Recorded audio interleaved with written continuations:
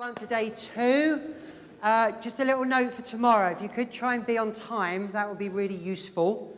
And just to remind you again, you have to attend all 3 days to be able to submit your business plan.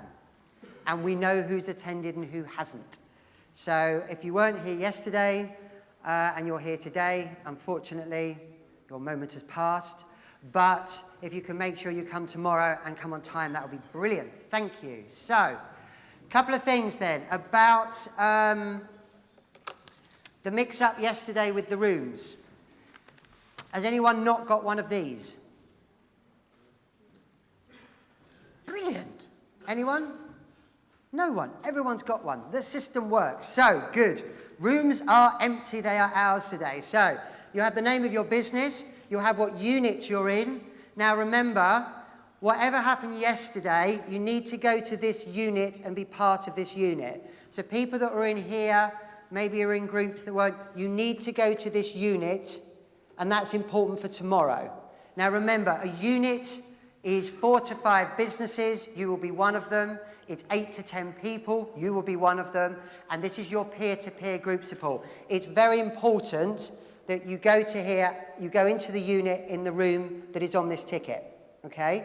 So when you go into that room, and it's all signpost, most of them are down on the lower ground floor, you'll then see on a table, this one says Unit 6, whatever unit you're in.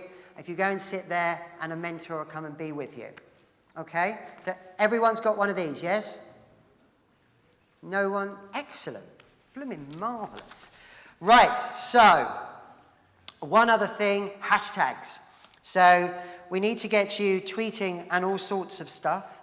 So the hashtags, he says, looking at here, are hashtag Ingenuity17 and then hashtag Ignite the Mind.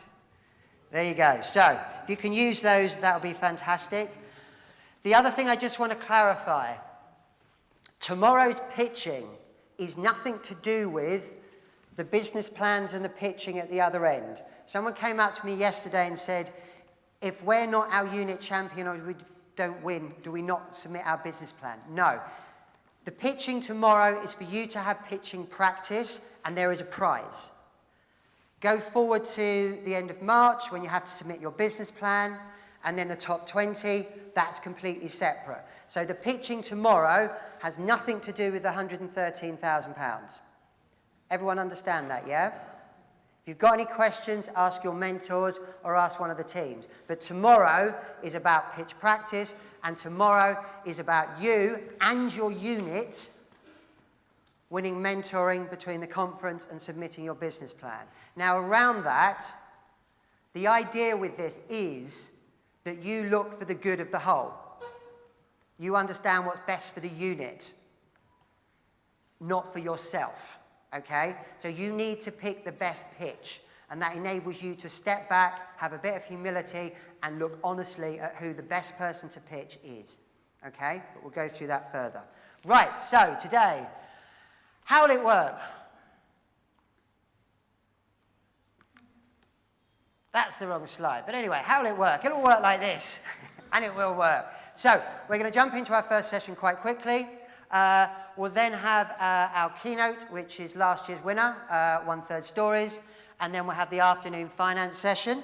But what I want to do quickly is just go through a bit about the Ingenuity Lab and a bit about the Hagen Green Institute. So, YouTube, one other thing. There, Ingenuity17, we did development sessions. So there's a huge amount of information there about legal, about finance, about patents, a whole load of stuff. The Hagen Green YouTube channel is where those resources can be found. So what I would suggest that you do, and you can just put Hagen Green into the search of YouTube, is go onto there, go at the bottom, this bit here, Ingenuity16 development seminars, and look at those. There's a huge amount of value. So all of the development sessions from last year are all on there. So you've got this, and you've got last year as well. No excuse not to know everything. So, the Ingenuity Lab. That's what I do. That's what many people here are members of. This is our marvellous new space. Bit shaky with the projector, but we've just opened this. It's an amazing purpose-built space. It has a whole variety of stuff going on, but it's a really amazing space for you, your business, to be with your clients. Okay? This is over the Ingenuity building on University Park. This is only available to venture members. Okay? But this is your space for you to work. It's 24 hours. Loads of great things going on over there. So come over and have a look. So what does the lab do? You can see that diagram. So first of all, stuff we do out to the whole university. Ingenuity17. You're all here today. Well done. Also our partnerships then, people that help us do what we do. So Santander Universities, said yesterday, Shakespeare Martineau, Potter Clarkson, BDO, Experian and Paragon Law. These are guys that not only are supporting this competition, they do surgeries every month, they do a whole load of stuff to help you and your business. There's also the partnership called Enterprise at Nottingham. So that is a partnership, an internal partnership, the aim of which is to develop entrepreneurship at the university. So that's Careers and Employability, the IP office, Hagan Green Institute, which the lab is part of, the lab, and University of Nottingham Innovation Park, which is where the lab sits, which is over on Jubilee campus. Next then, we've got memberships. How do you join? So you can become a standard member, which if you're just interested in what the lab does, information around that, there's around 2,000 of those, or a venture member. Can venture members in the room put their hands up, please? Already here? Cool, fair few of you. So these are for people that want to actively start a business, okay? There's also entrepreneurs in residence. There are pods, office pods in the lab. There's about 15 people sharing those. How many of those guys are here? Over the back, marvellous. There you go. So these are spaces where is a permanent office space. They're not available, they're for invite only, but these guys are the lab ambassadors. So these are people that talk to you guys and let us know what you need. So for venture members, venture membership, I'm going to run through this quite quickly. So lots of stuff we have. The Tier 1 visas I mentioned yesterday, something we're very proud of. We're a very international place, and that's an amazing thing because the way I look at it is when you go to another country, when you go to another culture, you instinctively start innovating because you just see things differently. And that is a huge advantage, not only for the international entrepreneurs in the lab, but also for everyone else in the lab, because how do you see the world? And that's the thing with your peer mentoring today. Understand those other people. How do they see the world? How do they see your business? How can they add value? And the thing with the lab is, it's about people. It's about developing people. We are a community, and we are a family in the truest sense of the word. We support each other. The lab is not about stepping over someone else. The lab is about helping someone step up. The lab is about celebrating other people's success and supporting people when they're having troubles. Okay? So people is important. We're very international, and it's a really vibrant space. Foundation surgeries, they go on all the time. We have accountancy, finance, patents, legal. We have a whole range of marketing surgeries that happen every month. There's SEO, there's branding, there's marketing planning, and there's sales. They're marvellous. We have retail, sports and wellbeing, apps and software. These surgeries happen every week in the lab. There's something different happening every week. And everything we do is free if you're a University of Nottingham student or alumni. Over here, the mentors. We have a whole bank of mentors that help you develop your business. PR and marketing. That's not about us marketing us, that's about us marketing you. Because the best thing we can do is let your customers know you exist. Facilities, you've seen the actual space itself, but there's printing, there's phones, we'll have a switchboard. Most of you are probably on a mobile, doesn't look great on a website. There'll be one key number, they'll phone through. When you come through, it will switch through to your mobile, so you look more professional. You can use it as your postal address. There's meeting rooms, hot desks. We had 16 hot desks, the new space has got 40. Kind of grown out of that already, but nice problems to have. Pods, as I spoke to you about, it's a great environment, and there's free coffee, which is always good. Nottingham Ingenuity Fund, that is something that Rob Carroll very much leads on. That is a £1 million investment fund, but essentially, and this is not available to everyone, when you're ready, and when we see you're ready, how can we help you finance your business? That's also in partnership with the IP office and the University of the Cornerstone Investor on that. Placements, we have an amazing placement scheme. Now, this is placing first or second year undergrads into your businesses to give you capacity. Show of hands, who's had one of those placements? Plenty of you guys in the room. Good. You have one. You're getting one. Go on then, you're getting one. Anyway, but these are fantastic. This is 100 hours paid internship into your business. They're generally either marketing or IT based, but it's a great opportunity. The other thing with the cross-disciplinary, this is a new thing we're about to roll out. Business school students and computer science students will be going in to work with product designers and bioscientists for them initially to understand the value in their businesses and to look at how they get up and running. That's an interesting way of doing, getting students working, hopefully forming businesses. Specialist centres as well. We've kind of, I think, finally hit on what the computer science lab will be. Where's Archie? There he is. So I think that Archie and I worked out something a couple of weeks ago I think will finally work. There's a very nice computer science lab. It just hasn't opened yet, but it will be a great space. Engineering, we're also doing a different model in engineering, working with product designers, and how then we can take them through to be independent designers. And then biosciences as well out in Sutton Bonington. Later on this year, maybe next year, the way these things go, we will be opening a lab in Sutton Bonington as well. So we're growing, the pace is huge. There's 132 active businesses in the lab. We'd like you, if you're not already, to be one of them. We work very hard for you, we're developing all the time. There's new stuff coming on stream all the time. So get involved in the lab.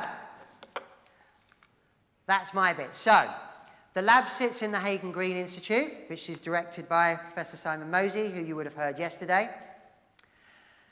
Key things that we do is entrepreneurship education, undergrad, postgrad, and research for your PhDs.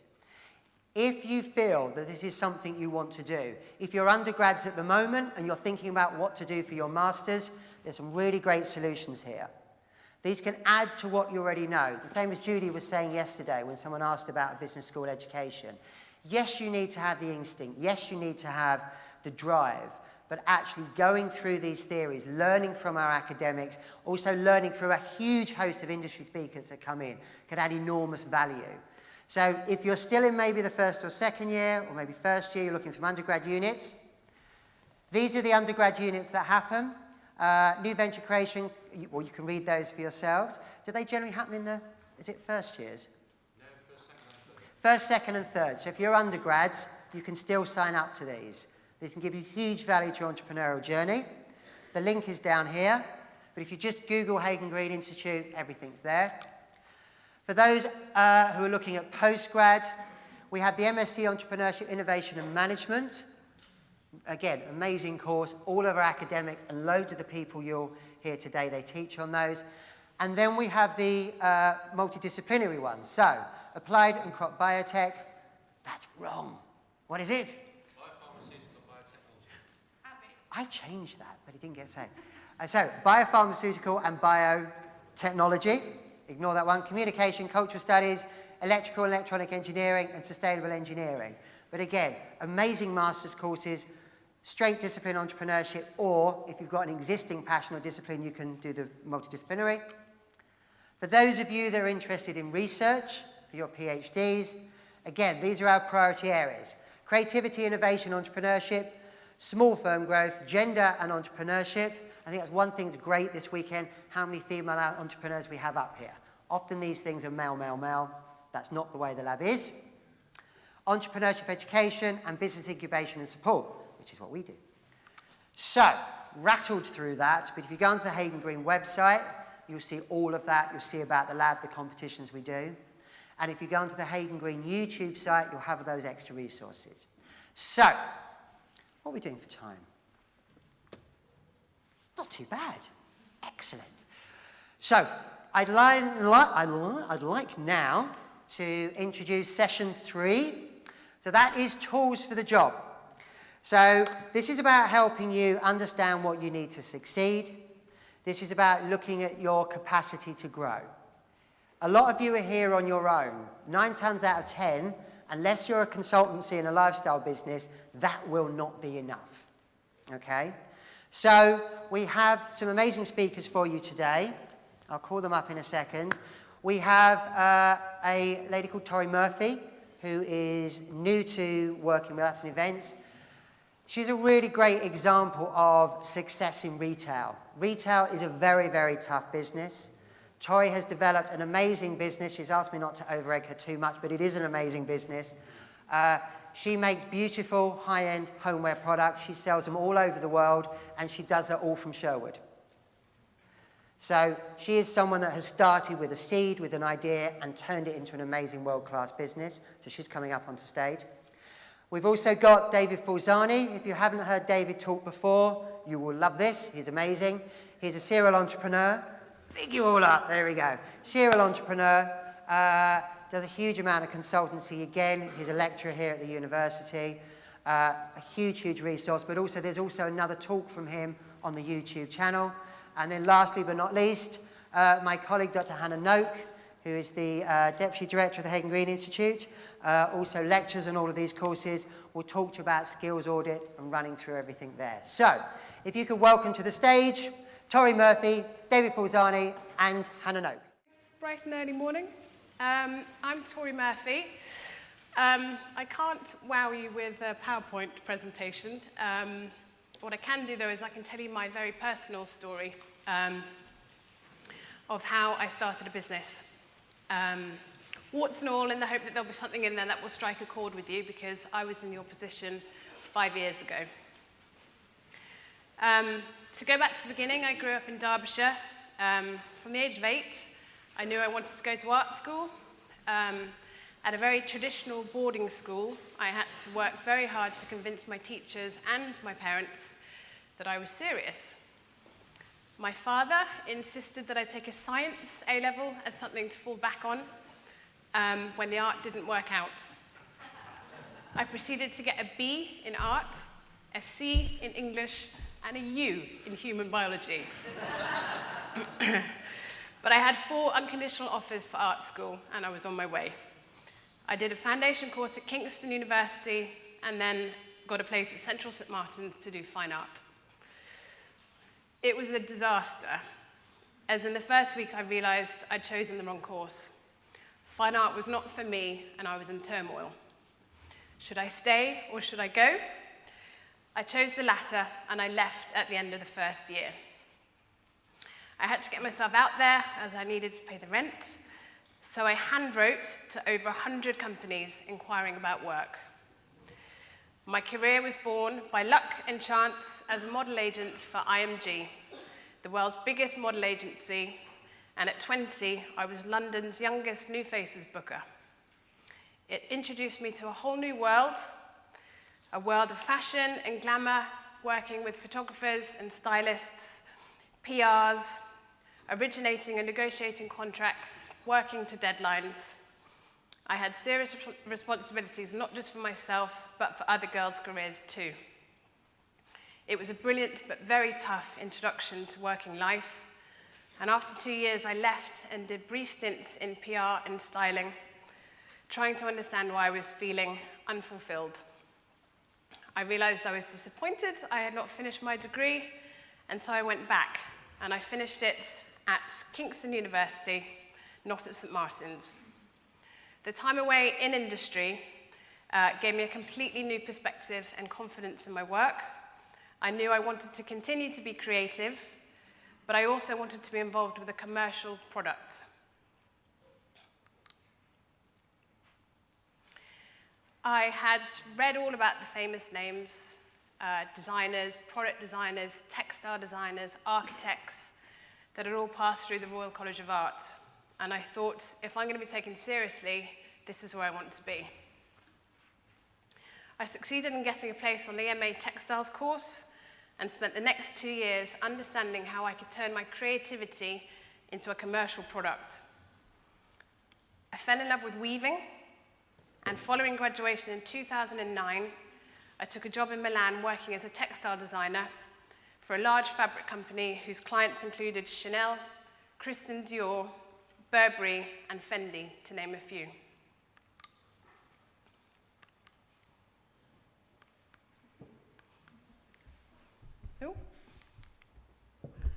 There we go, hang on.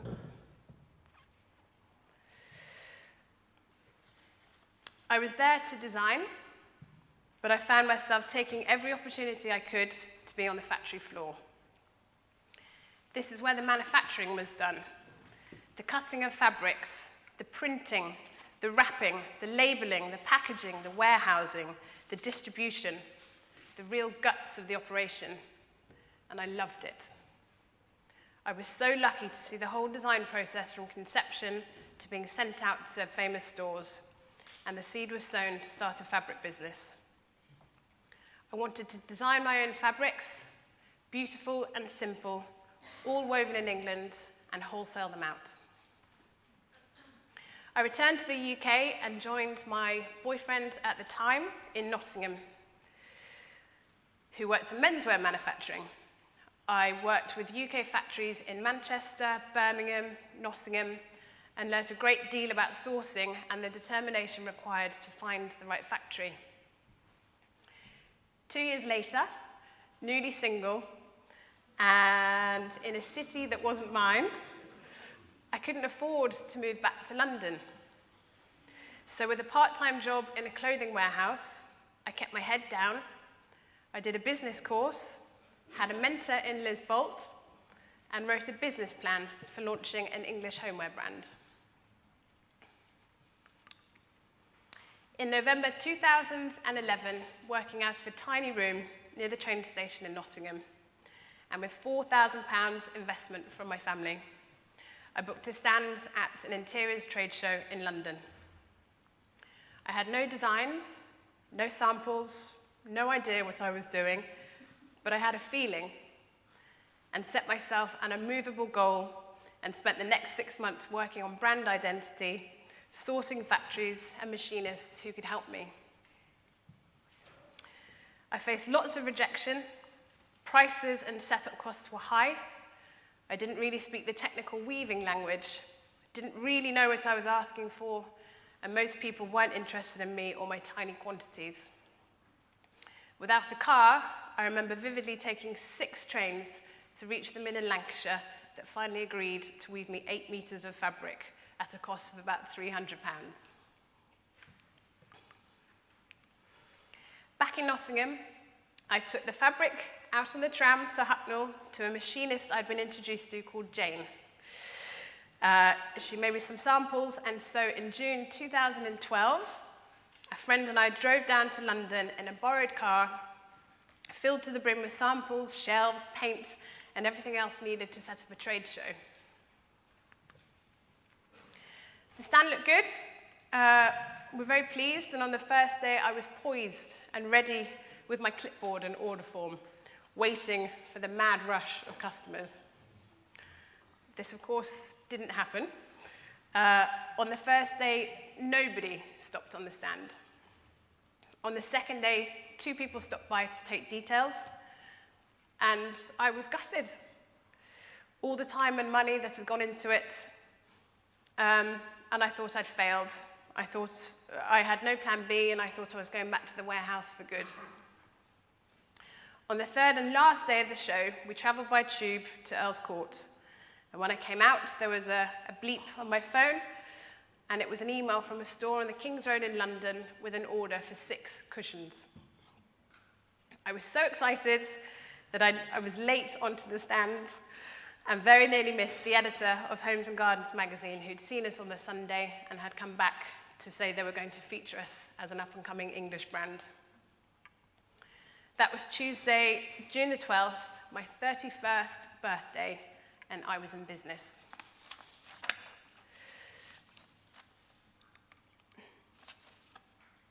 I continued to work part-time in the warehouse to cover my overheads. A few more orders came in from the show, and we made enough money to book another show in September. At this show, we picked up a contract with Joe Malone, with Heel's Furniture Store, and in March 2013, I was able to leave the job in the warehouse and go full-time on Tori Murphy.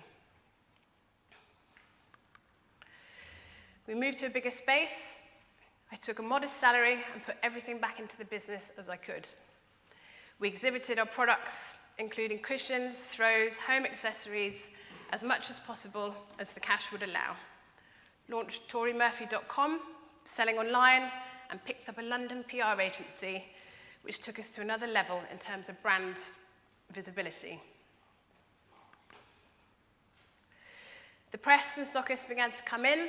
We increased our ranges to include kitchen textiles, and we then had enough money to do shows overseas biannually in London, Paris, and New York, which extended our reach to stockists, which include now Europe, America, Japan, and our UK stockists increase, which now include Selfridges, Harrods, and Harvey Nichols.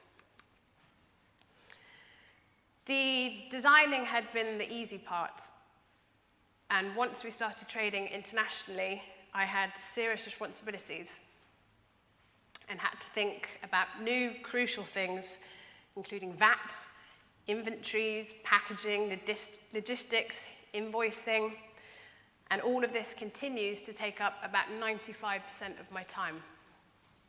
I've learned that running a textile business has got very little to do with designing textiles. It's almost 100% about selling textiles. We've moved 3 times as our requirement for space has increased, and we will be looking again soon, I feel. We're still based in Sherwood and operate at an old coal depot. The design and manufacturing are done on the first floor, the fabric cutting and packaging on the ground floor. Jane, the machinist in Hucknall, who made my first samples, along with 3 other machinists, moved in 3 years ago. And we are in a wonderful position that all of our products are made in-house, which allows us to have a very quick lead time.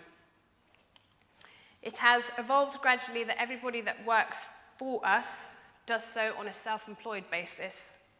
Our machinists are paid per piece, and the rest of the team who work on IT, social media, marketing, wholesaling, packaging, etc., all get paid by the hour. We continue to use the same mill in Lancashire, the same finishes in Yorkshire, and I'm very proud to say all our products are 100% woven and made in England, as I had imagined back on the factory floor in Milan. It's not been plain sailing, and there are 3 things in particular that have been troublesome. My first accountant was a one-man band and a charlatan. He had been recommended as he was cheap, and that was my first mistake. I trusted him, and he let me down, so much so that the police were involved, and he was struck off. I then moved to a big corporate firm with big corporate fees, and they too let me down. We were a very small fish to them, and we weren't looked after properly. We paid big money to get set up with software that didn't suit our small business, and it just caused us a lot of wasted time and money. We are now on our 3rd accountant and set up with very simple software that tracks our inventory along with web, trade, and wholesale orders, which has simplified things a great deal. Having too much stock has created problems for us too. Following our first year of trading, I had very little history to draw figures from, and it really was a guessing game of how to order. I invested relatively a lot of money into our 2nd collection, which didn't sell as quickly as the first collection. We had rolls and rolls and rolls of fabric taking up space. The money was spent, and we experienced our first cash flow crisis. And I will tell you, it's not fun. And with people to pay, it's a very sobering and important lesson to learn. We made it through by the skin of our teeth, by going into sell very quickly, and since then have been much tighter on cash flow and cautious when ordering. But I think the biggest failure, though, has been on occasion not listening to my gut feeling. I will continue to make mistakes, but internally I think we all know what's right for our businesses, for our brands, for our families, and it's all about having the confidence not to canvass opinions and to stick to our guns in times of uncertainty. The business will be 5 years in June, and it so far has allowed me to travel the world, to work with wonderful people, sell into some of the best department stores in the world, buy a house, and start a family. But most importantly, to be independent of other people's rules and restrictions, and to lead my life as my own. So, to conclude, from my personal real experience, my advice would be get as much experience as possible, because it will all feed in at a later stage. Things that you don't think might be relevant will come in handy. Imagine a life you want to have, and put a lot of time and thought into writing a realistic business plan that you can cling to in times of uncertainty. Be confident, be determined, build a good, trustworthy team around you, spend your money cautiously. Don't worry too much about failures and rejections, because they will continue to come thick and fast.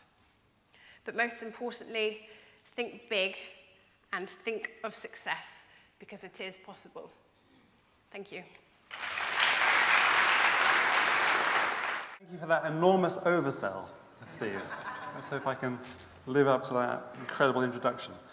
So my name is David Falzani, and I'm very fortunate to be an honorary professor here at Nottingham, at the business school. But I am at heart, I suppose, a technology entrepreneur. I've started 5 businesses of my own. I've raised about £5 million in venture capital. The largest round was about £1 million. So many, many smaller rounds. I've had some trade exits. I've also participated as a director or as a shareholder in about another 10 or so early stage entrepreneurial companies. Not all in technology, but also in food service, restaurants, service industries, and so on, quite a wide variety. I was listening to Tori's wonderful talk there, and her reminiscences about the fabric mills and Milan reminded me of my very first startup company that I was involved with.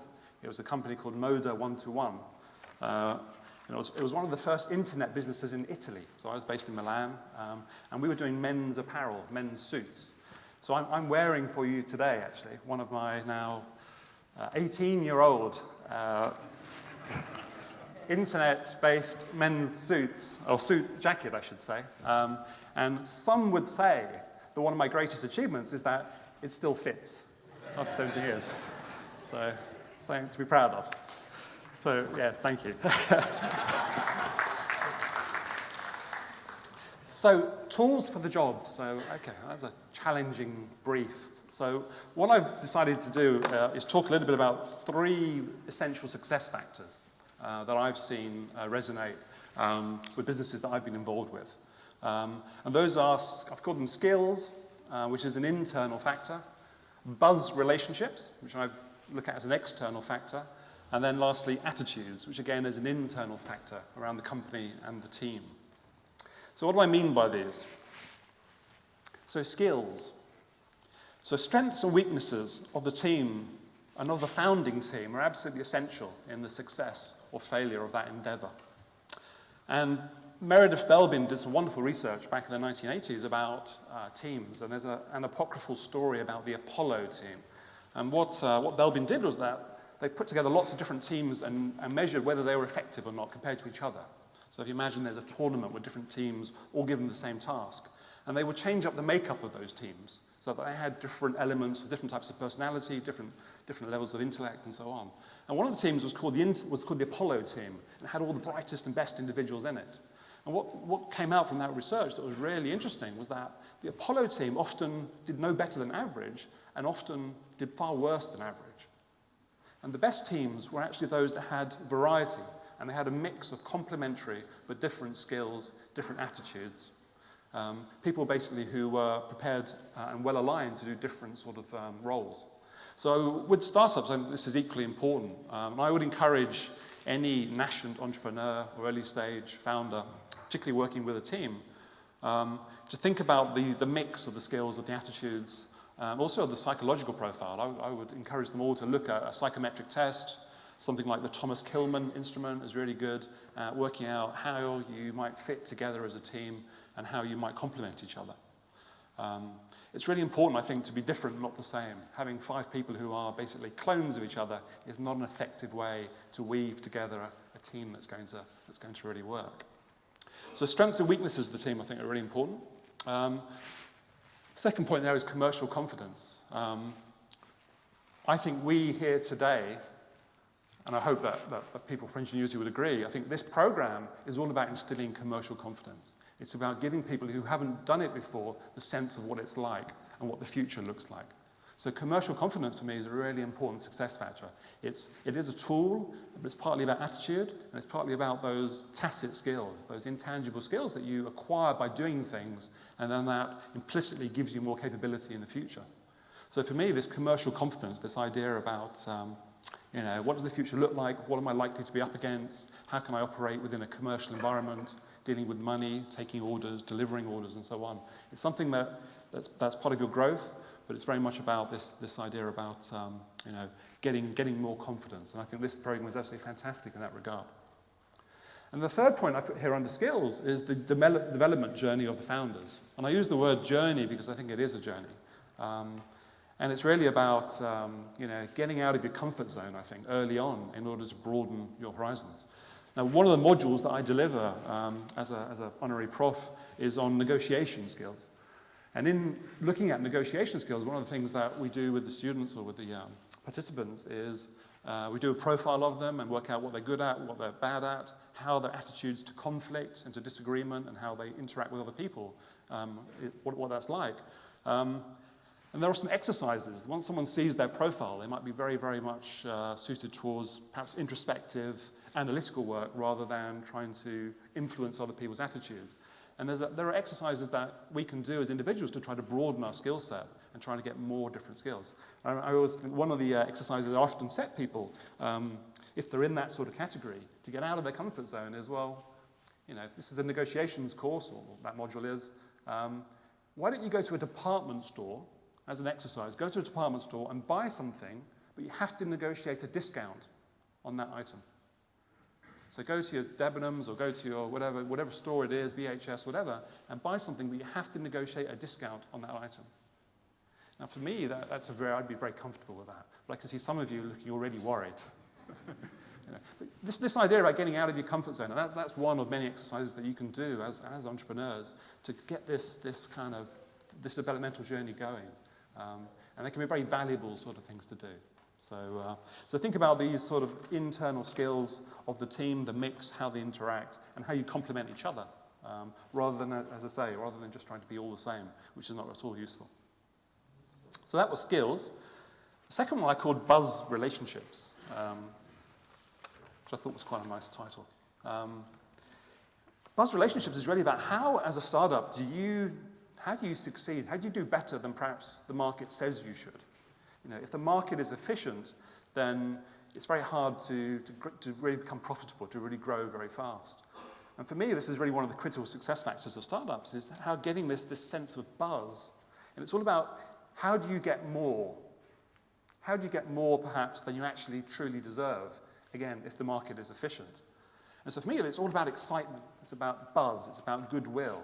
It's about shouting about your successes. It's about really making the most of everything that you achieve so that you can convince other people that you are the next Google, you are the next Facebook. Because if they believe that, then they will go out of their way to give you more, and you can ask for more. So some of the examples up here, so success is attractive, success is addictive. So if you're seen as successful, people will want to be part of that journey with you, part of that story. Using press articles, PR, generating your own press, maybe getting interviewed.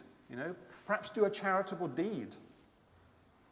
Get yourself into a web magazine or get some coverage about something you do charitable, then attach that to your business profile. It gives you interesting things to say to customers, to suppliers, to all of your stakeholders.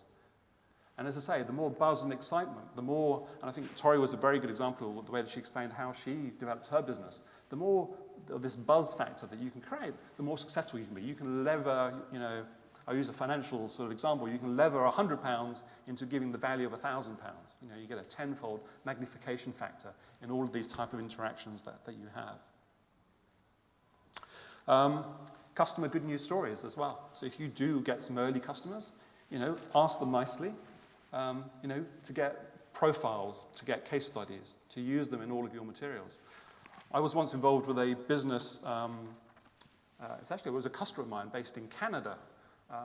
And this small, they were based in Kingston, Ontario, which is not a very big town in Canada. And they were the biggest distributor of a particular brand of technology piping products in the world. And they were a mum and pop owned regional business, and yet they were the biggest in the world. And I was fortunate to have a relationship with them. And I asked them, what's your secret? Why are you so good at what you do? How do you get all these contracts? And what the CEO said to me, well, it's really simple. What we do is we're really good at going to all of our customers that we've done a good job for and getting them to write us letters of commendation, getting them to give us really good case studies of why we're so good. And then what I do is I take all those letters of commendation, and we've got about 150 of them, and we attach them to the back of every RFQ, every request for quotation, every proposal we send out to future customers. We send 150 referrals in the back of that of what a great job we've done. And that was it. That was their success factor. So this buzz factor, utilizing all the emotional elements that are available to you to try to make the business more successful. What else have I got there? So getting more out of your suppliers, getting more. Recruits. If you're a startup, how are you going to get that wonderful graduate who's got a job offer from Goldman Sachs? How are you going to persuade that graduate to not take that job offer, but to join you instead? It's a tough market. How are you going to compete? How are you going to get the brightest and best for your products, for your service, for your company? And again, this idea about buzz is really, really important. Also, advisory boards and NEDs. Getting people on board. Selling the romance, selling the vision of where you can be. It's a really good motivational factor. Advisory boards can be really powerful. They can help bring very senior people in to help you because they're kind of interested in what you're doing. You don't necessarily have to pay them, at least in the early stages, but they can give you introductions. They can help you, devise a much more effective overall package and deployment. And as I say, often they are free. I just want to talk one little example, again, from my own experience. One of the first high-growth businesses I joined was a company called Managed Networks. And it was a British sort of Silicon Valley company, sort of hybrid in the electronics industry. And we were very lucky to grow from 200 employees to 2,000 employees in about 2 years, 2.5 years. So tenfold growth, explosive growth. We were the fastest growing private company in the UK, I think 3 years running. We won the Queen's Award for export twice in 3 or 4 years. We IPO'd on the NASDAQ. The founders became very wealthy. And it was just a fantastic story to be part of. One of my jobs for that company was to set up a brand new manufacturing facility in the Republic of Ireland, just outside Dublin. It was the first time we'd ever built a facility. It was going to be 12 to 15 million. And my job was to get the manufacturing equipment all sorted out and delivered. And there were 2 possible vendors of this equipment. So a manufacturing line is about $5 million, or it was back then. And they come from Japan. There were 2 possible vendors. There was Fuji and there was Panasonic. Fuji were the market leaders. They were the gold standard, if you will. Our senior directors and founders, they wanted us to buy Fuji because it was safe, it would work, it would do the job.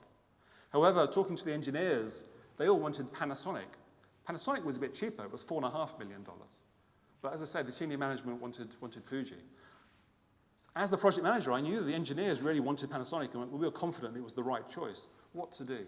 So we went to Panasonic and said, okay, you're already probably a bit cheaper, so it's not about price. What else can you do for us?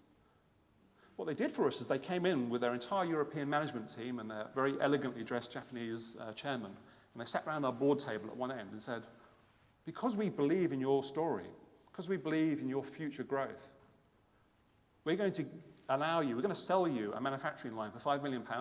We're going to ship it from Japan to Ireland, which takes 12 weeks. You're going to install it. You're going to run your factory. And if at any time in the first 6 months you think you made the wrong decision, we'll give you a 100% refund. Wow. That was an amazing offer. We went back to Fuji and said, can you match that? No, they couldn't. So we went with Panasonic. We switched on that Panasonic line out of interest. I think the first day we hit a yield, so a percentage of success versus failure, of about 93%. At the end of the first week, we were at 99%, and it went on to about 99.5%. So it was a huge success. We bought our first line from Panasonic, we bought our second line from Panasonic, we bought our third line from Panasonic. So it was a win-win all round. But I hold this up as an example of just creating that buzz factor, really selling them on our growth story and where we were heading, even in those early stages. Really made them go the extra mile for us and gave us the right solution for what we needed as well. Time is moving on, so I should move on as well. And then I had attitudes down. And attitudes is, again, an internal factor. So it's about the makeup of the team. Someone, I think Steve earlier mentioned, unless you're going to be a sole trader, unless you're going to become, a skilled worker of one type, or perhaps unless you become an author and start writing crime novels, then you're probably going to need a team. Sooner or later, as you grow, you're going to need other people. So instilling the right attitudes is really important, getting the right mix. And the second point there is really getting a really honest discussion at the beginning. If you have co-founders, getting a really honest discussion about what you want from this endeavor. Do you want to work 80 hours a week? Okay. How many years are you prepared to work 80 hours a week to make this thing work? How prepared are you for it to be very bumpy? In the end of the day, do you really just want a salary and some money so you can move on with your home life? Or are you willing to really, hold on to the tail of the tiger to try and get to some sort of, exit or some type of plateau where you've got a valuable business that you're participating in? And I've certainly had startups where I've been surprised, perhaps a little bit unpleasantly surprised, with my co-founders. This is a really interesting sidebar. If you want a really good way to get to know other people, start a business together. And that can be a wonderful, positive story, or it can be a bit more challenging sometimes. And I remember one business that I started, we were actually, again, based in Italy, and I'd moved around the world as part of my career, and I just moved to Italy to help this startup grow. And I asked my co-founders, what their plans were, and they were all moving to New York because they quite liked the lifestyle out there, and they weren't sure if they were coming back. And I just moved to Italy, and I saw the internet opportunity as being in Italy because that was the time, and Italy was trying to catch up desperately with the rest of the world in terms of startups, and that was a bit of a surprise.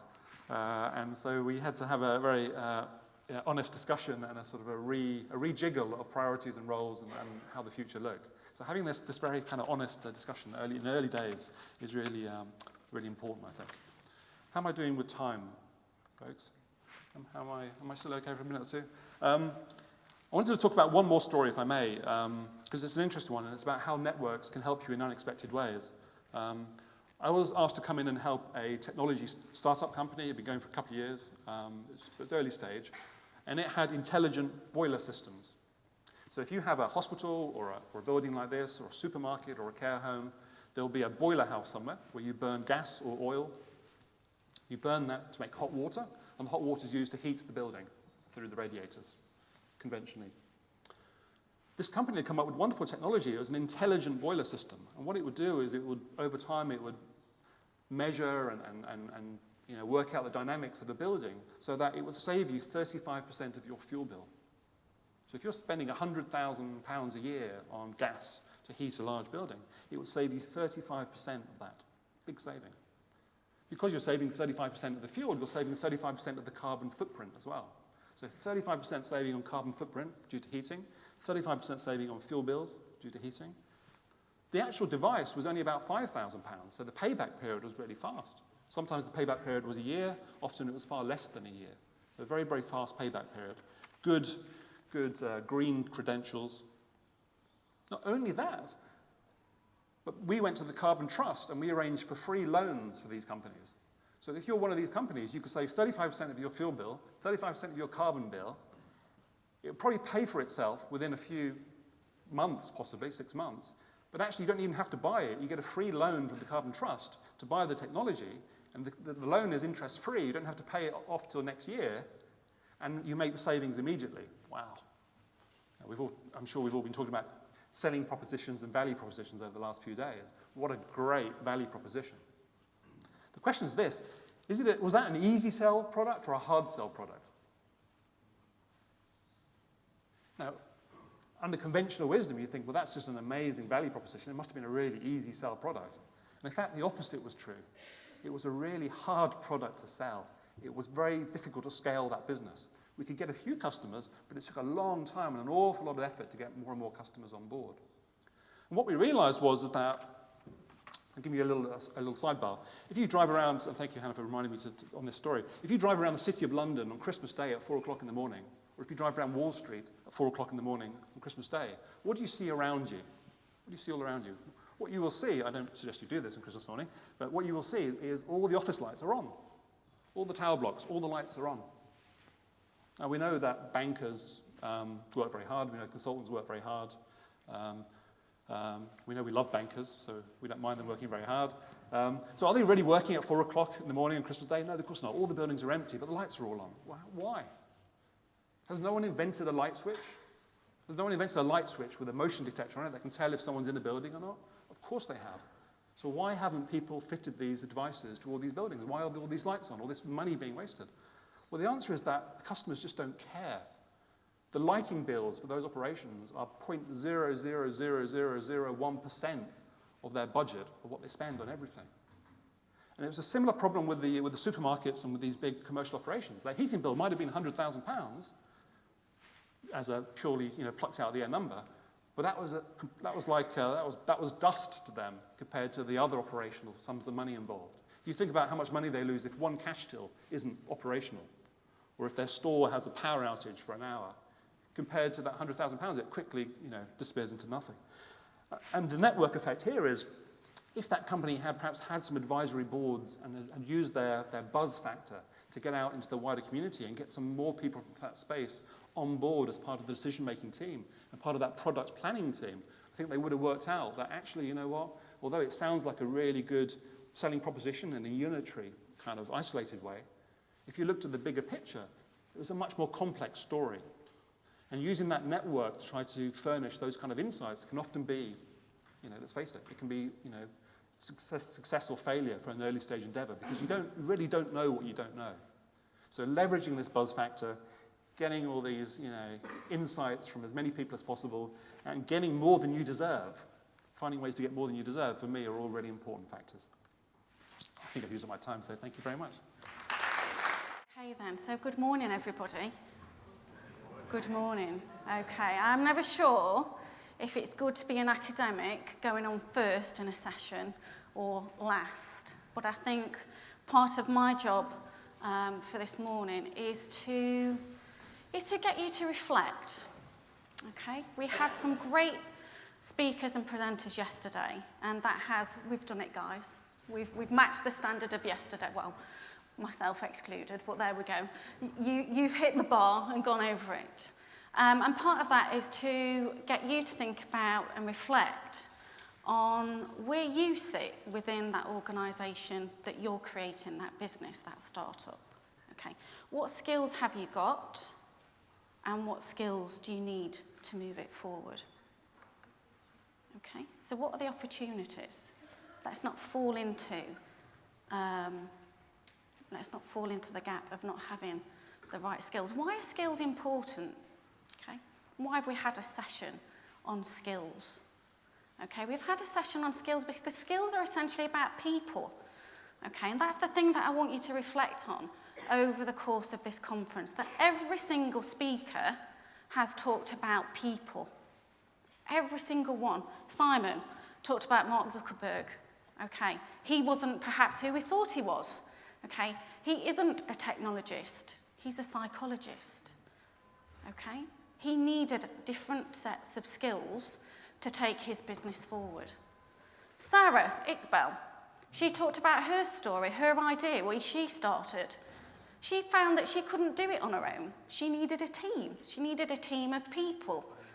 She was the one who had the interest and the knowledge about healthcare, but it was the guys that she met along her journey that had the skills about the technology and how to bring those together. Everybody, we can go through every single presentation that we heard and we can make that connection back to people, okay? So people are the lifeblood of your startup, of your venture. And that is really where we come to you. You have set yourselves apart by sitting in this room yesterday and today and tomorrow. And having that self-belief that actually you can be entrepreneurs. So there are 33,000, just about, students that are part of our community within the University of Nottingham. And you've set yourself apart from the rest of those. So as 300 students, you have said, actually, I'm not necessarily sure how I'm going to do it, or how I might actually achieve that success, but I want to have a go at being an entrepreneur. Some of you are already doing it, okay? And I think for me, that's pretty amazing. So that's one of the things why I get out of bed in the morning. So I can't remember who said, why do you get out of bed in the morning? And you have to work out why that is. That's why I get out of bed in the morning. That's why on a Sunday evening, I don't have that horrible feeling in my tummy about why I'm going to work, okay? Because I really enjoy engaging with you guys and seeing the journeys that you're going on. And I think that really does deserve a big round of applause. So I would like you to congratulate yourselves.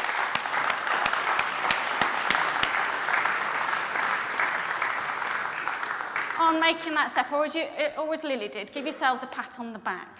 Okay, so it's about you. So what do you bring to the table? Well, you've got to work out what your credibility is, okay? And that starts with maybe your education, maybe your skills, but ultimately it's about a story. And again, thank you, David, and thank you, Tori, because they both talked about stories. What's your story? How are you going to get people to believe in you and invest in you?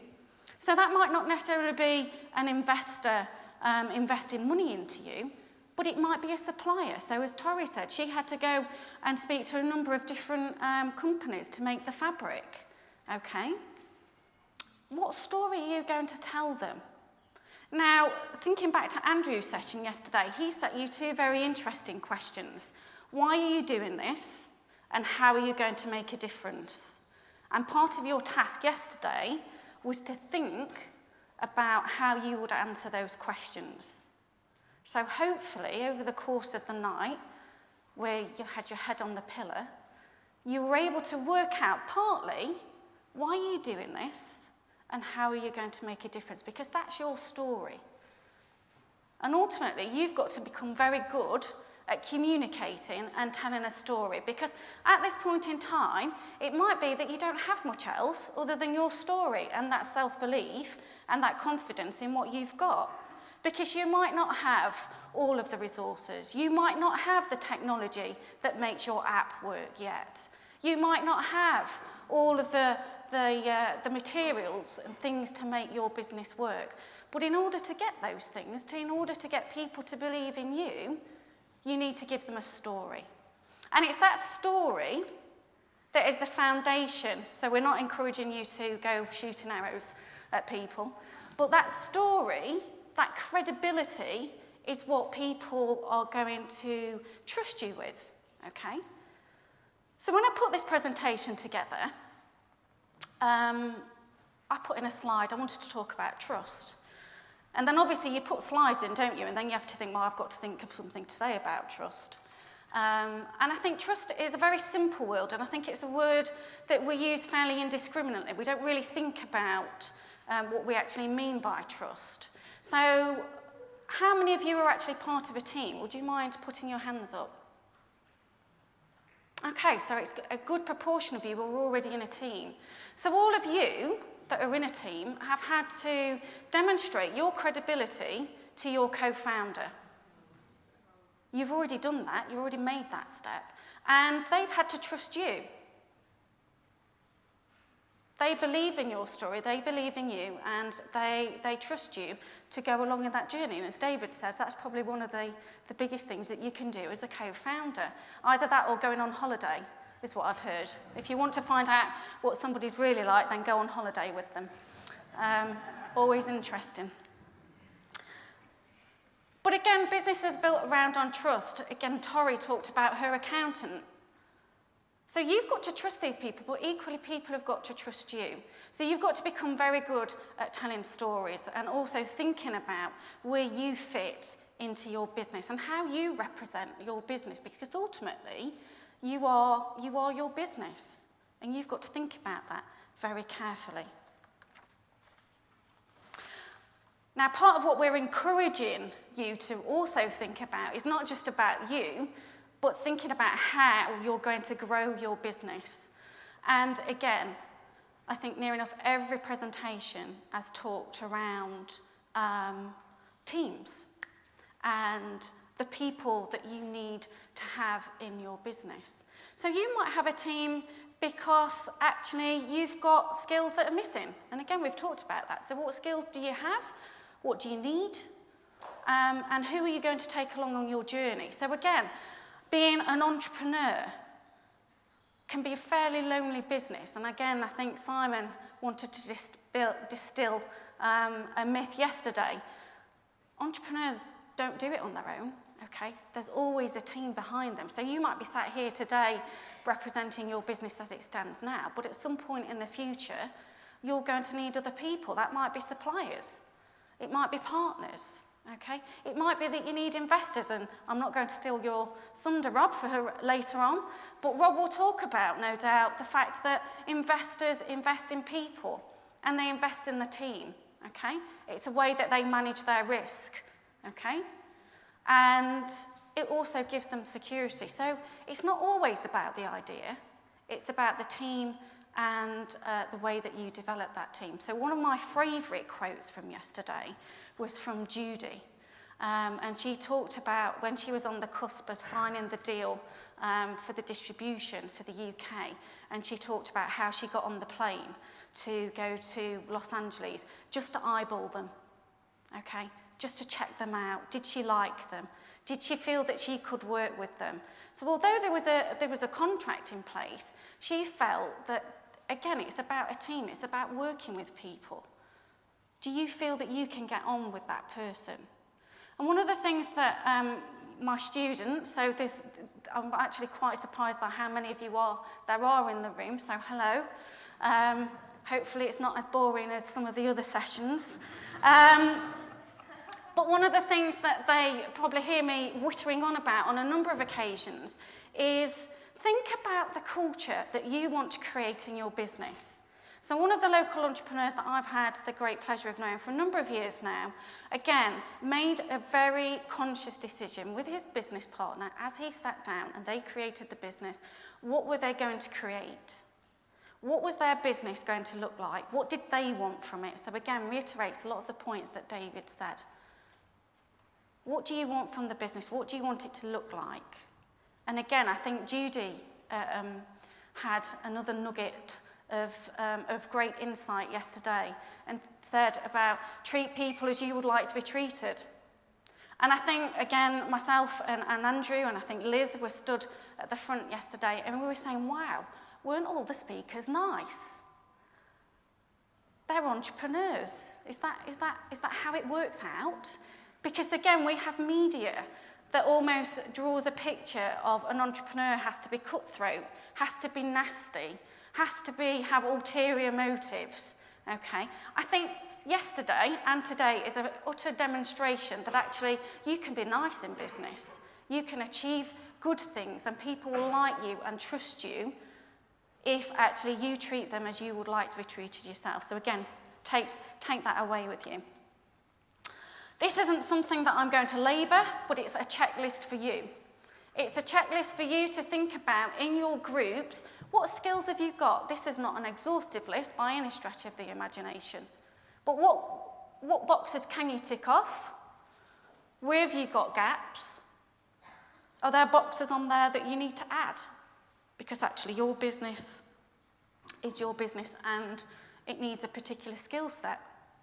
Where are you going to find those skills and how are you going to overcome them? So there's you, there's your team, and then there's a question mark. So what's the question mark?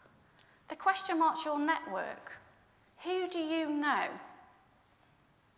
Who do you know that is going to fill some of those gaps that aren't already in your team?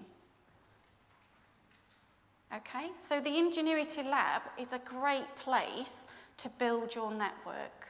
It's a great place, where's Steve? He's not here, so I can say it.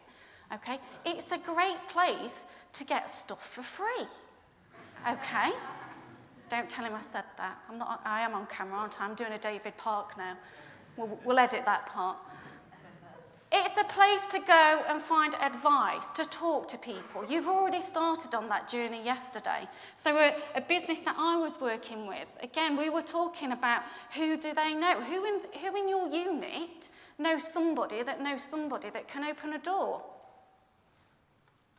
As a startup, you're not going to have a huge amount of money, so what can you get for free? Who can you go and talk to? Again, you're in a university setting. So again, picking on you as a business, you identified that there are academics that you can go and talk to. People that know stuff about stuff that you don't know about. Okay, they can help. So how do you find your way to those people? That's through networks. So how are you going to leverage the networks that you've got? So actually, you can get stuff for free, that you can get good advice, and that sometimes it's an acknowledgement that you don't have to employ everybody in your business, that it might be the fact that you want to employ a consultant around, say, your PR. Tori gave a great example about that everybody's self-employed in your business. Okay, wow, what a great business model. You don't need to have everybody. You don't have to carry that burden on your shoulders. So think creatively. And I just want to say a huge good luck for the rest of today and tomorrow and your journey through being entrepreneurs. And enjoy and good luck. So well done. Questions and answers. So have we got any questions for David or Tori? Got one right down at the front. This is where Lizzie gets her exercise.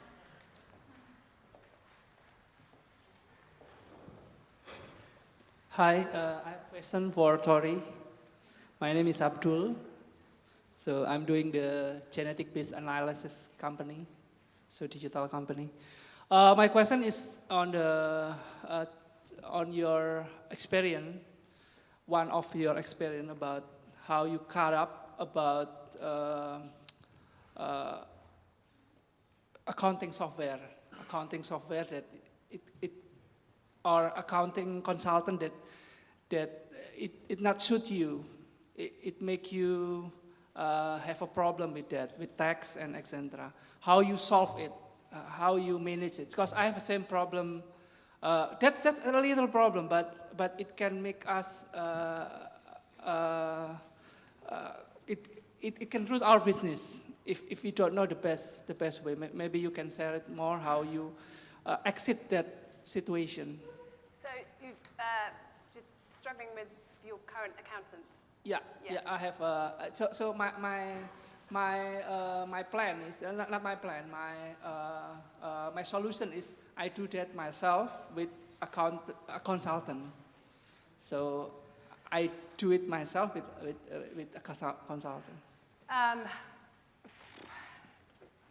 My advice would be if you know it's not working, if it's definitely not working, get out of it as quickly as you can. Because it's only going to cause you trouble. Is there anyone else around you who can recommend an accountant that would be able to look after your business, the size it is? I mean, I'd be more than happy to talk to you afterwards and pass on the details of the person I'm working with now. I think it's about finding, it's hard, it's a really difficult sort of thing if it's not your area. And I certainly can't advise you properly, but I can certainly tell you who we use now, and that might be able to help you, but don't stay in something if it's not working.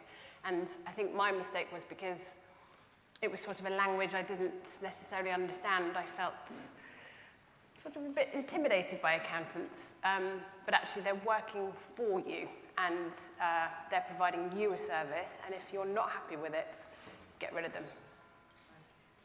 Great advice. Any more questions? Lots more. I have a question for Tori. Thank you for sharing us your amazing experience. You know, at the beginning, every business very tough. So how did you find your customers? Thank you. How did I get in front of the customers? Yeah, your customers. The way we started was by doing trade shows. Is that what you mean? When we start up a new business, how do you find your customers? When you Oh, how did you find? how did I find the customers? Yeah.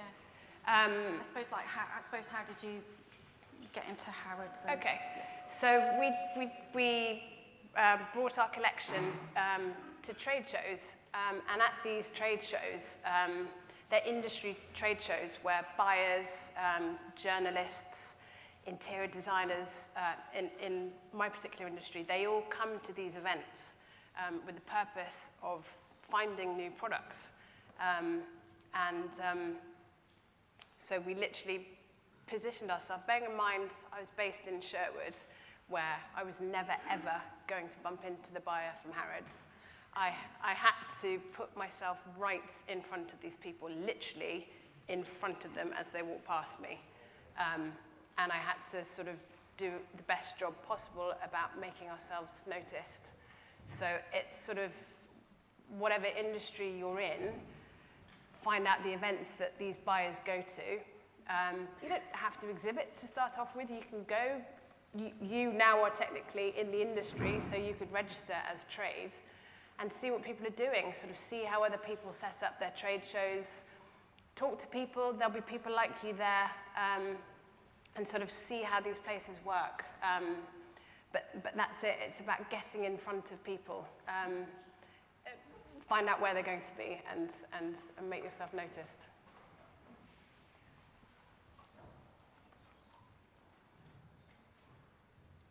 Morning both, my name's Amos. David, on your last slide, I noticed you said equity or money. And one piece of advice I've been given is to never offer someone both. Would you be able to share your thoughts on whether you agree with that statement or not? Great, thank you. So it's a good question. Equity or money? I mean, I think they're two things that have two different purposes. As entrepreneurs, we value the equity enormously because that's what we're trying to build over time. We're trying to build value in the equity. We don't just want a salary, we want to build equity. But unfortunately, in the early days of our businesses, we've got a lot of equity and not much money. So it's one of those paradoxes. We've got all these shares, no cash. The shares are the valuable thing, but we've got plenty of them. So it's a bit of a funny situation. So I mean, I think they're two different things for different purposes. So the money you give to people, obviously, because I guess it depends on the class of the individual. So founders and people who buy into the entrepreneurial vision are really there for equity. And equity is about longevity. You're there for the long term. And hopefully, if things go well, that equity will increase enormously in value terms over time. The money pays the bills. So if you have a team or if you grow and become a larger organization, what you'll probably find is that you'll have people in your organization who, are driven more by just having a stable job and an interesting work environment, rather than perhaps taking risks and want an equity play, perhaps for a lower salary. So you kind of segment, essentially, people who might work for the company along those terms. Equity is a really good way to establish long-term relationships, to tie people in perhaps to a bigger vision and to give them some kind of encouragement along those lines. But as I say, the temptation is always to try to give out equity in lieu of money because you don't have very much of the money. So should you ever give both? I mean, obviously, founders would probably need both. Unless they have other means to live, they'll need some money and they'll obviously want the equity. But key members of staff, if you have a worldwide expert on a particular thing, you need that individual to be, very much part of the long-term vision, then equity is a good way to ensure that. This one behind you, Lucy. All right, this question is for David. You spoke a little bit about negotiation skills, and so I'm just wondering if you could point in the right direction for further reading on knowing yourself and your negotiation styles, and yeah, if you could speak a little bit on that, where you can find those resources. Okay, so how to negotiate in 10 seconds. Okay, that's a big question. Let me give you some pointers then, which is what I think you asked for. So, and I think there are some really interesting development tools out there, things like the Thomas Kilmann questionnaire, which is a really good tool to use to diagnose yourself and how you interact with other people, particularly when it comes to conflict and trying to get something across the negotiating table. There are lots of good books out there. There's some good YouTube videos. At Wharton, there's a professor called Richard Schell. He did some very good books on getting to yes, getting to negotiations. Basically, I mean, in negotiations, there are a couple of, very, very briefly, there's a couple of different types of negotiation. There's a win-win, and then there's a sort of win-lose. So the integrative of a win-win is where you try to make the pie bigger. So you really explore each other's, so as around the negotiation table, if you like, you're trying to find ways, to discover ways that aren't clear about how people actually value things, or how the opposite party value things, how you value things, to make the pie bigger. So that's a certain style of negotiation. And then there's the sort of win-lose, which is where the pie size is fixed, and you have to distribute the pie between the two of you or between the different parties. And that's kind of more of a win-lose.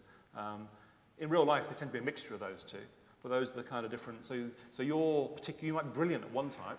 Naturally, you might have just grown up and naturally acquired those kind of insights and those sort of ways of interacting with people for a particular style, but you might be very poor at another style. So if you're interested in negotiation as a sort of science, then it's really good to kind of understand your own strengths, your weaknesses. And as I say, there's lots of good materials out there. Richard Schell's book is very good. I'm sure there are many others as well. This hand's going to pull over.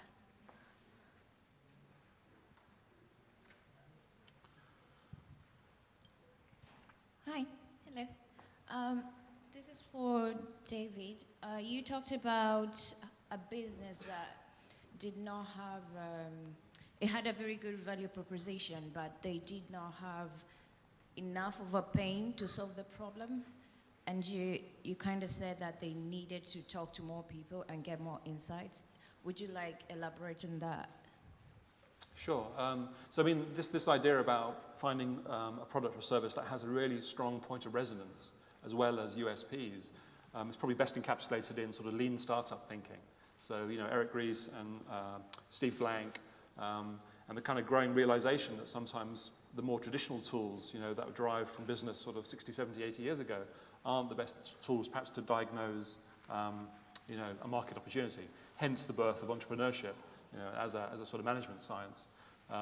So what I've found working with many companies is that if you can get in front of, it comes back to the network essentially, if you can get in front of customers, and rather than thinking about customers as a sales opportunity, think of them as a research and network opportunity. So don't go in under a sales environment, but go in under much more of a sort of interrogative, kind of almost like a research kind of way, to try to understand what it is that makes that customer's life difficult. Because, and I'm going to paraphrase Simon Mosey here, about would you rather sell headache tablets or would you rather sell vitamin tablets? Which one's an easier sell, headache tablets or vitamin tablets? Headache tablets are an easier sell. Why? Because people are in pain and they want a solution to the pain. Vitamin tablets, well, they might do you some good, they might maybe not. It's woollier. Headache tablets is much more definite. So this idea about finding pressure points and finding points of real pain is about understanding the continuum of how customers make decisions. Not just about one particular silo, but within the bigger kind of, the bigger landscape of what they do in their jobs, what they do as an organization. What are the big things, big issues that they're really trying to solve? Because if you can solve one of those, then if you're lucky, you won't have to find them very quickly. They'll come and find you and ask you to fix their problem.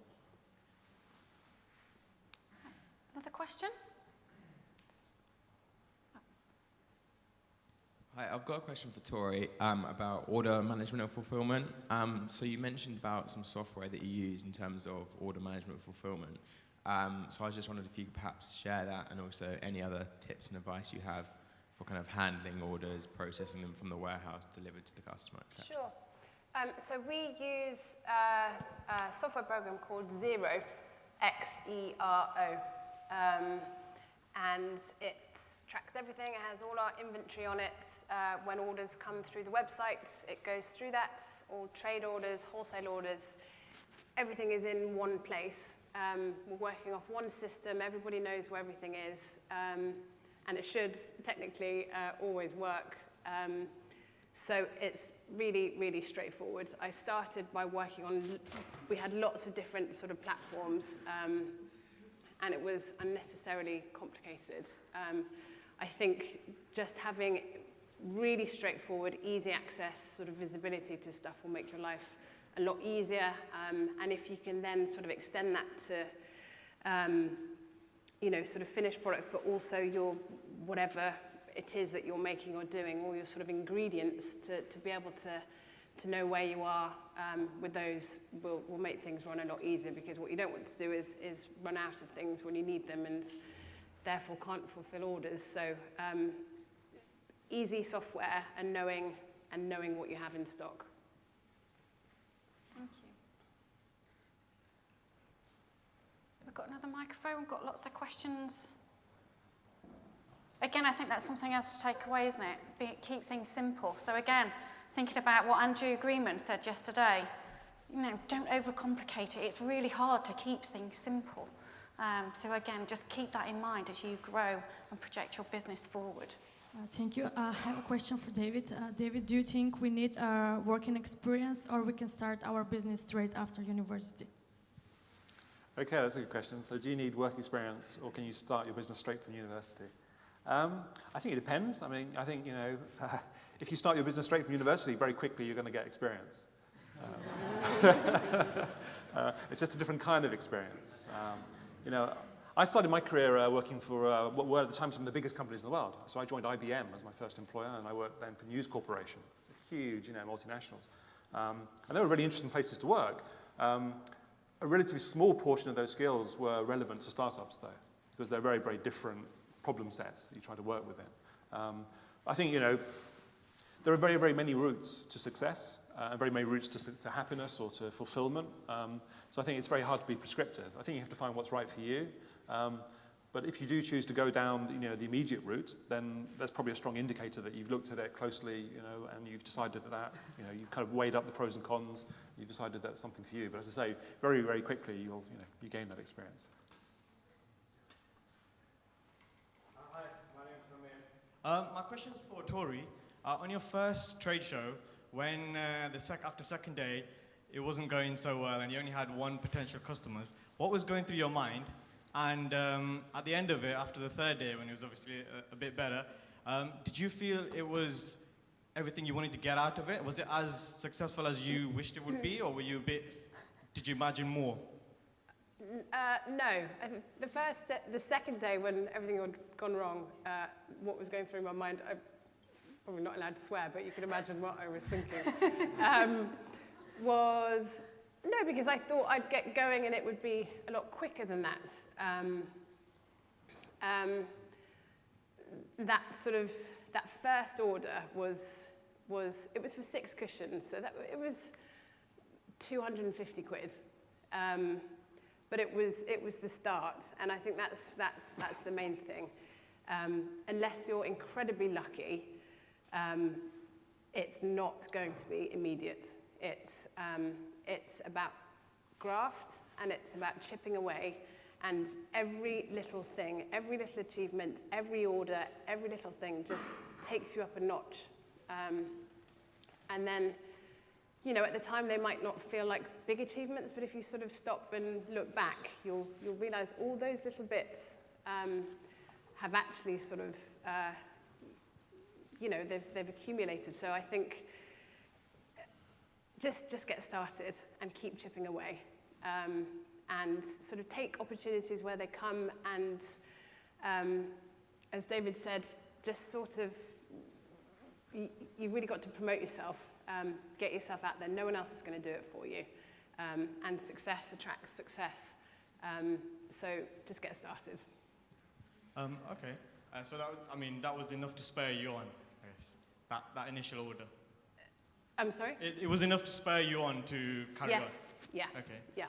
One more quick point, actually, on the earlier question on psychometric testing. I've done a Honey and Mumford learning styles test, which I think might be useful for people to try. So, One more question. We'll just take a few more questions and then I think we can break, and if you've got any further questions you can grab Tori and David then. And I want to ask a general question. How do you deal with competition and how are you keeping the customers' loyalty? Is that directed at Is you, that Ross? both? Is that both of them? You get both? You go first. I mean, I think, competition, again, depends on different industries about how you deal with it, because competitors can be a bad thing, they can be a very good thing as well. If you have a new product or service, then competitors actually help grow the market, because the market, your product or service possibly doesn't exist yet. It's a brand new thing. So if you have some other competitors in with you, then you help grow, they help educate the market. So it can be a good thing as well, not negative, not necessarily negative.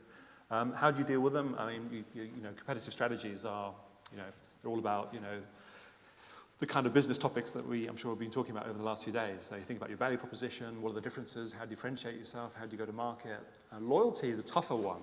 Loyalty, it depends really about how you interact with your customers. Again, why do they value you? Where do you fit within their, within the puzzle of their sort of, their commercial offering and their environment as well. I always think that a good way to keep customers loyal is to, over-deliver on customer service and also over-deliver on human relationships. Because ultimately, we think of companies as this sort of box.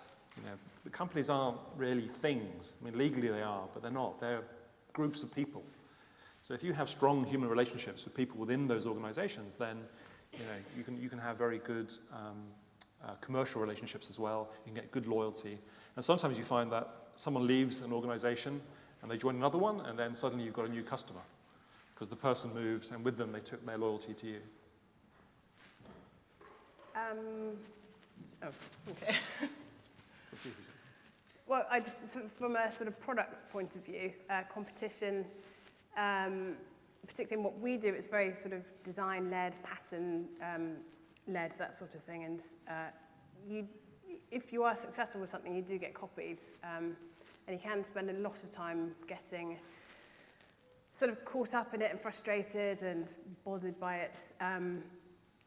But it's always going to happen. If you're going to be successful, people are going to want to do what you're doing because they think they'll be successful. You sort of have to just shake it off, let it go, move on, and just try and be a step ahead.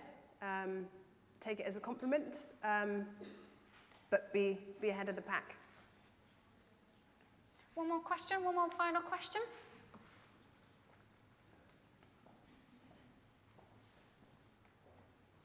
Go on, Terry, you choose. Which way? Oh, she's gone that way. Hi guys, we just wanted to thank you for your insights this morning. My partner Vishal and I have a question for Professor David. We just wanted to ask about networks, and Hannah, feel free to weigh in because I know you touched on networks as well. So in an entrepreneurial context, I've heard from my very theoretical understanding of networks that the networks the people on the fringes of your network are actually more useful to you in an entrepreneurial setting than the people who you're close to and So to what extent is this true? Okay, so that's an interesting question, whether the periphery is more important. I mean, let me give you the answer that applies for every question. It depends.